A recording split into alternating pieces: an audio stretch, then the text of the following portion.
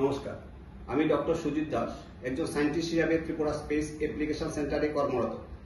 মাননীয় প্রধানমন্ত্রীর আদেশে আমাদের গোটা ভারতবর্ষ 2024 সালের 23 অগাস্ট ন্যাশনাল স্পেস ডে উদযাপন করছি, যার থিম হল touching lives while touching the moons, Indian space Saga.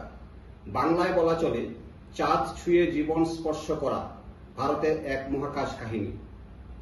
আমরা জানি গত বছর অর্থাৎ 2023 সালের 14 জুলাই আমরা চন্দ্রায়ন 3 উৎক্ষেপণ করেছি সতীশ ধাওয়ান স্পেস সেন্টার থেকে, যা চন্দ্রপৃষ্ঠের দক্ষিণ মেরুতে সাকসেসফুলি অবতরণ করেছে 5 অগাস্ট 2023।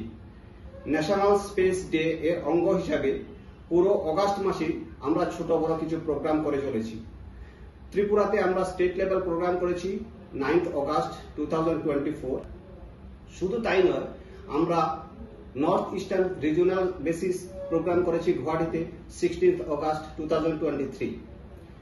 ন্যাশনাল স্পেস ডে এর মুখ্য উদ্দেশ্য হল সায়েন্স কমিউনিটিকে সম্মান জানানো এবং ভবিষ্যৎ প্রজন্মকে স্পেস সায়েন্স এবং টেকনোলজি সেক্টরে কাজ করার জন্য অনুপ্রাণিত করা।